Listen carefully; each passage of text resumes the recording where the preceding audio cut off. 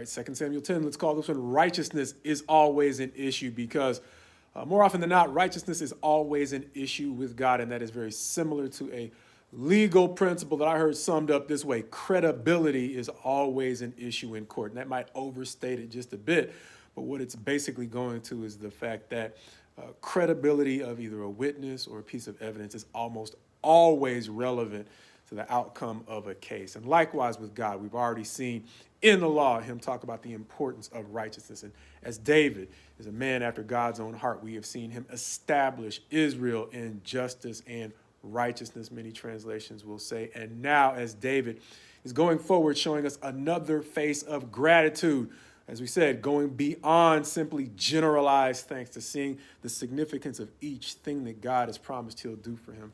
Beyond that, actually demonstrating his thanks to God by dedicating the spoils of war to God's cause, meaning that later on his son is going to build a temple for God. And so David is setting him up to succeed with the spoils of war that God is giving him now instead of using them for personal riches. And finally, we've seen him show kindness to Mephibosheth, something Mephibosheth didn't necessarily deserve, but much like David didn't necessarily deserve the kindness that God showed to him, David, as a man after God's own heart, found other people to love and show kindness to in the same way. And likewise, he's going to show loyalty to the Ammonites when, after having received kindness from the king of Ammon at some point, he has decided to show loyalty during the time of the passing of that king, when he sends emissaries to his son to try to console them during their time of grief. But the son of the king who's recently passed is going to get some very bad advice from his counselors who are going to say, do you think David's really consoling you as much as he is trying to spy out your territory for an invasion? That's not going to be great advice, but it's going to be made even worse by their response. See, instead of just sending them away,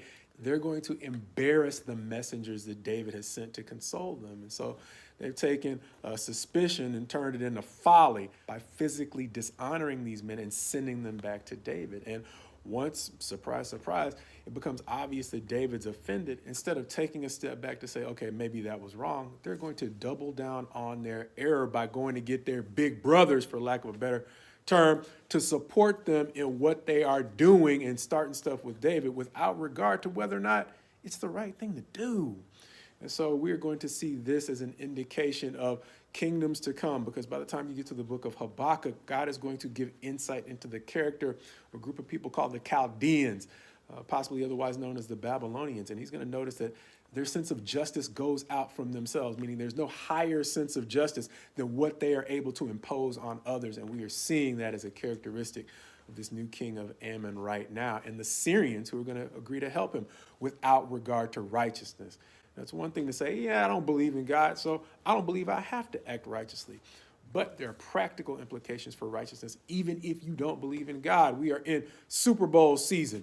And one of the things that helped one of the teams get to the Super Bowl was what they called bulletin board material, meaning insulting things the other team might have said that becomes motivation in the days leading up to a conflict on the field. So the Ammonites here have given the Israelites plenty of bulletin board material, even though in combining their armies with the Syrians, they're going to force the Israelites to face two armies. When Joab sees that he's having to fight on two fronts, he is simply going to dig in that much more and say, look, whatever God wants to do, he's going to do, but we're about to fight. And so what happens is, in treating an enemy unrighteously, you can give them bulletin board material, whether you believe in God or not. But beyond that, if you are a person of God, you would be wise to understand how righteousness is always an issue with God. And if you're expecting his support, you need to understand whether or not the thing that you are doing is righteous. Why? Because even if you do have an adversary overpowered, wise generals, once again, whether or not you believe in God, understand the limits of power and thus the importance of diplomacy, which the Syrians are going to learn the hard way here. See, because in helping out the Ammonites, they are going to end up becoming, like the Ammonites, Israel's servants, because Joab is going to prevail in this conflict, and God is going to give both of these nations over into the hands of Israel. And much like Toy, a king who sent a peace offering to David, they simply could have been Israel's allies, which is, once again, why we say God's best to you as you go forward in him. God willing, being wise to the limits of power and the need for diplomacy before you have to suffer unnecessary loss.